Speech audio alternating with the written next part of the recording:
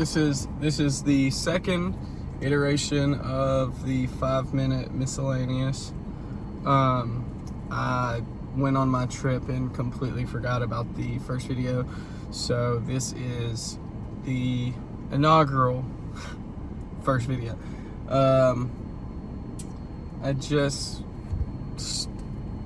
got to my hometown from my trip with my buddy I talked about in the first video. We came to Georgia, and now I'm back in my hometown. Now I'm alone, and now I've got about a week before I go back to Athens for a birthday, and then after that figure out how I'm gonna move all my stuff out of my apartment in Indiana, and then from that figure out what I'm gonna do. I have a kind of plan that I've been thinking about. I actually talked to my parents about it last night. Up in the air on if that goes through, but if it does, I'm sure it'll be a great experience. This week I'm really trying to get back in tune with a routine and just trying to be the best me that I can. I'm trying to stay off my phone, stay out of my room, and just experience what's around me, because I feel like every time I come back here I get stuck in my room and I'm just doing the things that aren't helpful to me. So last night I wrote out some things that I needed to work on, and I did that. I didn't use my phone when I woke up. I went outside into the sun, read meditations. Actually, I'm trying to read a book a day of meditations as a philosophical, reflective, I guess, on myself, but a good way to start the day. So I've been doing that.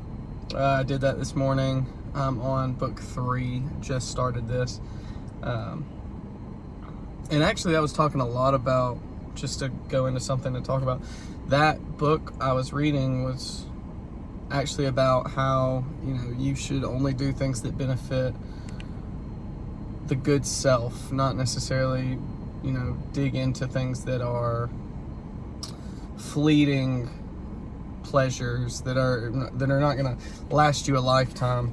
And I thought that was really powerful.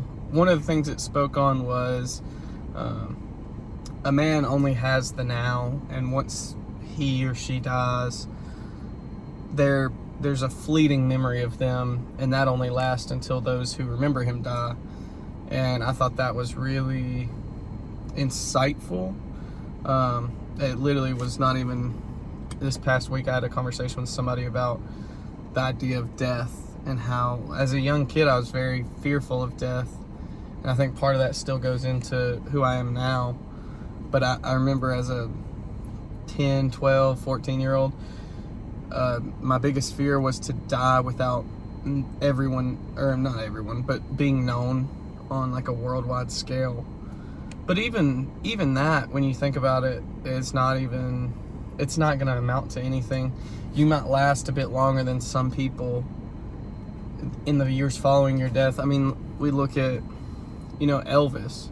Elvis was probably one of the biggest artists of all time when he was alive and well, but even to this day now, you have kids who don't know who he is or have never heard his music. So, like, maybe 20 years ago, he was even, he was a big memory because people had parents who grew up listening to him, who knew him.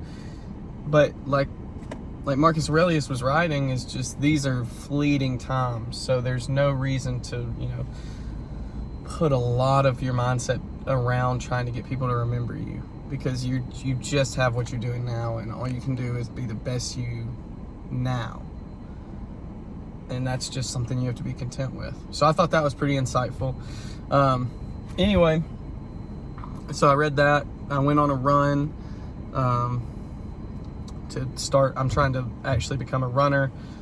I'm not very running inclined. I suck at running. I hate running. So I went for a run, and then went and did some work at a coffee shop, and now I'm going to get ready for my father's retirement party. So that is really what I've done today. So that's the catch up.